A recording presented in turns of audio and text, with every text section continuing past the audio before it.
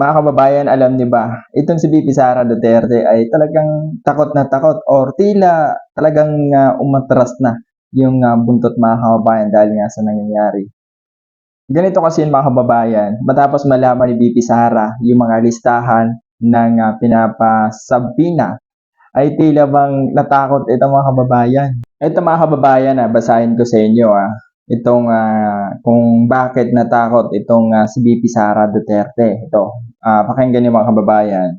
Nung nalaman kasi ni VP Sara yung mga listahan nung mga imbitado mga kababayan o imbitado na mga tao sa House Committee on Justice hearing tungkol sa kanyang impeach ay tila natakot bigla si Inday Sara Duterte mga kababayan at ito ang malupit ito ang malupit mga kababayan. Nung nalaman ito ni VP Sara Duterte ay napatakbo siya. Alam niyo ba kung saan siya napatakbo mga kababayan? Tumakbo naman sa Supreme Court upang ipatigil ang impeachment trial. Nako naman mga kababayan. Kita niyo napatakbo itong VP Sara dun sa Supreme Court mga kababayan upang ipatigil ang impeachment laban sa kanyang mga kababayan.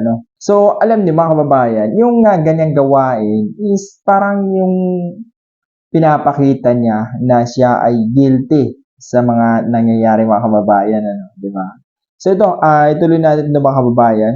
So yun na nga, napatakbo nga si VP Sara Duterte. So parang ang lumalabas dito is guilty. Di ba? Kumbaga, siya agad tumakbo agad mga kababayan doon sa may Supreme Court upang ipatigil nga yung impeachment na laban sa kanyang mga kababayan.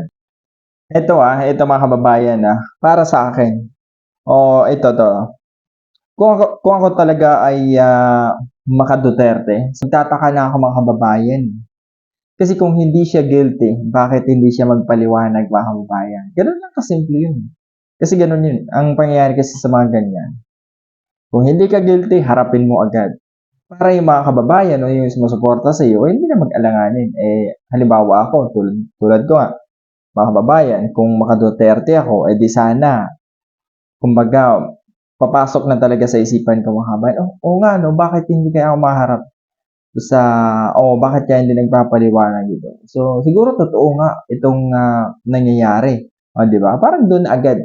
Yun agad yung pumapasok sa isipan natin mga kababayan. So, ito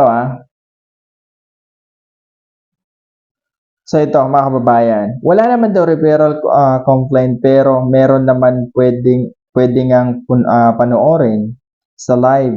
Ayan, naghahanap ng thyroid deliberation. Wala naman ganun sa rules, wala naman ganun sa constitution.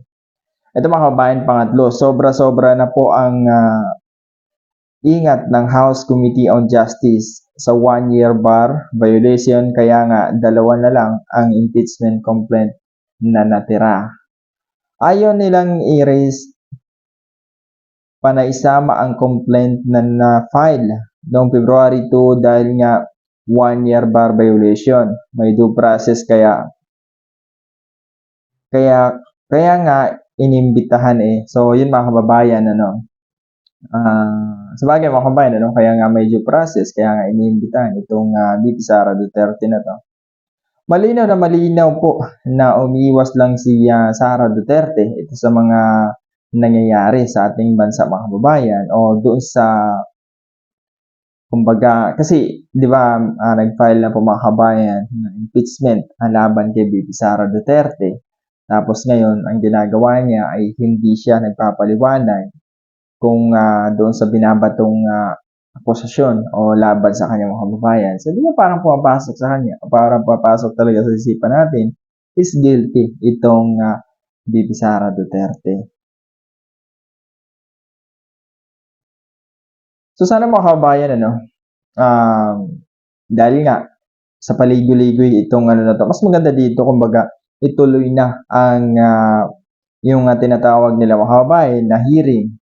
Kumbaga, sana ay hindi magpabayad o magpagamit itong nasa Supreme Court mga kababayan.